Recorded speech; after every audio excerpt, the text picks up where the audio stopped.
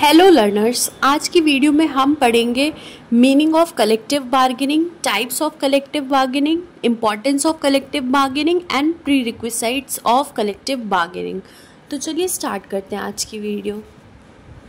तो सबसे पहले हम पढ़ेंगे meaning of collective bargaining. Collective bargaining होता क्या है?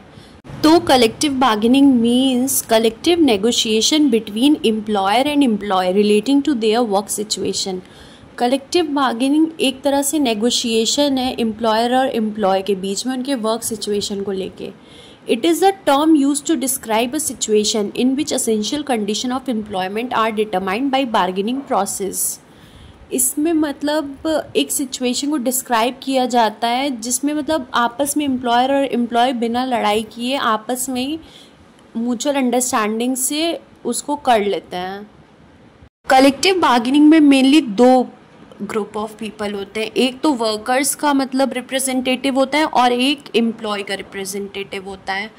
तो ये दोनों मिलके नेगोशिएशन करते हैं किसी वर्क के टॉपिक पे और बिना लड़ाई किए किसी एक मतलब कंक्लूजन पे आ जाते हैं कि हमें करना क्या है। नेक्स्ट टॉपिक है हमारा टाइप्स ऑफ कलेक्टिव बार्गेनिंग। तो इसमें फर्स्ट है कंजक्टिव और distributive bargaining. In conjunctive or distributive bargaining, both the party try to maximize their gain. इसमें क्या होता है, इसमें दोनों जो पार्टीज़ होती हैं एम्प्लॉयर और एम्प्लॉय दोनों अपने बेनिफिट को मतलब मैक्सिमम करने का ट्राई करती हैं, अपना बेनिफिट सोचती हैं, ना कि ऑर्गेनाइजेशन का बेनिफिट। सेकेंड टाइप है हमारी cooperative bargaining. Cooperative bargaining both the parties realise importance of surviving in difficult time and are willing to negotiate. Cooperative bargaining में क्या होता है, एम्प्लॉयर और एम्प्लॉय जो होता है वो मतलब इम्पॉर्टेंस समझता है कि हमें डिफ़िकल्ट टाइम में सर्वाइव करना है और नेगोशिएट कर लेता है। जो ऑर्गेनाइजेशन की भलाई जिसमें होती है वो लोग वही करते हैं।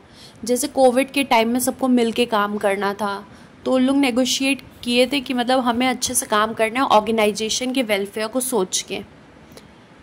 थर्ड है हमारा productivity bargaining. In productivity bargaining workers wages and benefits are linked to productivity. Productivity bargaining में वर्कर्स के वेजेस और बेनिफिट्स जो होते हैं वो प्रोडक्टिविटी से लिंक होते हैं। If productivity is good then worker wages will increase and vice versa. अगर किसी भी ऑर्गेनाइजेशन की प्रोडक्टिविटी बहुत अच्छी है तो वर्कर की वेजेस बढ़ेगी और अगर प्रोडक्टिविटी कम है तो वर्कर की वेजेस नहीं बढ़ेगी या कम होगी। तो ये होता है productivity bargaining. Next is composite bargaining. Composite bargaining basically क्या होता है, किसी एक के साथ एक और चीज़ की डिमांड करना। मतलब मान लो लेबर बार्गेन कर रहा है वेजेस के लिए बट उसके साथ ही साथ वो एक स्टेप फर्दर जाके डिमांड करता है कंपनी में इक्विटी के लिए। तो in composite bargaining, worker try to bargain one more with one. For example, labor bargain for wages but goes a step further for demanding equity of the organization. तो हमारा last type जो है collective bargaining का वो है concessionary bargaining.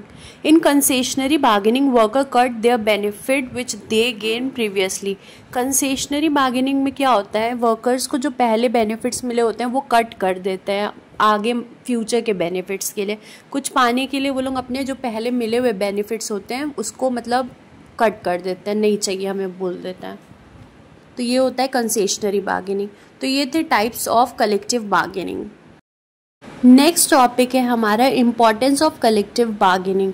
Collective bargaining की importance क्या होती है? तो फर्स्ट पॉइंट है it improve a stage to both parties that is management and worker to stand on same level.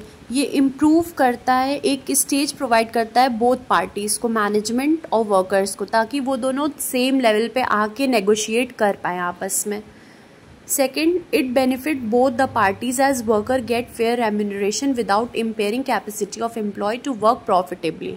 ये बेनिफिट करता है बोथ द पार्टीज़ को, एम्प्लॉयर एम्प्लॉय दोनों को बेनिफिट करता है। एम्प्लॉय को हेल्प करता है ये फेयर रेम्यूनरेशन पाने के लिए और एम्प्लॉयर को हेल्प करता है ताकि वो प्रॉफिटेबली ऑर्गेनाइजेशन में मतलब काम कर सके, उसको प्रॉफिट हो सके। तो ये दोनों पार्टीज़ के लिए बहुत इम्पॉर्टेंट है। Third is help in dividing the benefit derived from industry equally among all the stakeholder of the company. Collective bargaining से क्या होता है? कलेक्टिव बार्गेनिंग से जितने भी इंडस्ट्री में बेनिफिट्स होते हैं या प्रॉफिट होते हैं, सारे स्टेक होल्डर्स जो होते हैं, जैसे एम्प्लॉयर, मैनेजमेंट, गवर्नमेंट, यूनियन, सबके बीच में इक्वली बांटा जाता है। Next, it helps in developing trust and mutual respect between employer, coworker and their organisation. ये डेवलप करता है एक ट्रस्ट और mutual respect between employer, coworker और ऑर्गेनाइजेशन के बीच में, क्योंकि इसमें सबको मतलब कलेक्टिव बार्गेनिंग में सबको चांस मिलता है अपनी बात को आगे रखने का और अपने प्रॉफिट के लिए डिमांड करने का। Next, it improve wages and working condition as well as it promote equality.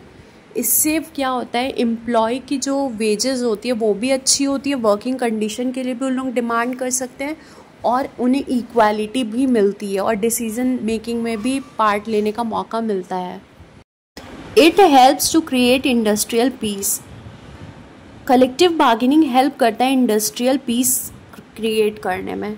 Next, industrial dispute can be prevented and settled. Collective bargaining से इंडस्ट्रियल डिस्प्यूट जो होते हैं वो प्रिवेंट हो जाते हैं और सेटल हो जाते हैं, क्योंकि जो मतलब एक तरह से कलेक्टिव नेगोशिएशन हो रहा है, बातचीत हो रही है एम्प्लॉय के बीच में, तो उनके बीच में जो भी डिस्प्यूट होंगे वो लोग आपस में बात करके नेगोशिएट करके उससे रिजॉल्व कर लेंगे। तो हम कह सकते हैं इंडस्ट्रियल डिस्प्यूट प्रिवेंट होते हैं कलेक्टिव बार्गेनिंग से। ये थी importance of collective bargaining. Next topic है हमारा pre requisites of collective bargaining.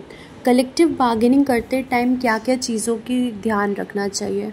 तो इसमें सबसे पहला पॉइंट आता है careful selection of negotiation terms and issues. Negotiation terms और इश्यूज़ को बहुत अच्छे से सिलेक्ट करना चाहिए, क्योंकि जिस पे बात करनी है उसके सारे टर्म्स एंड कंडीशन दोनों एम्प्लॉयर और एम्प्लॉय के रिप्रेजेंटेटिव को क्लियरली पता होनी चाहिए। सेकेंड हमारा है ओपन माइंडनेस।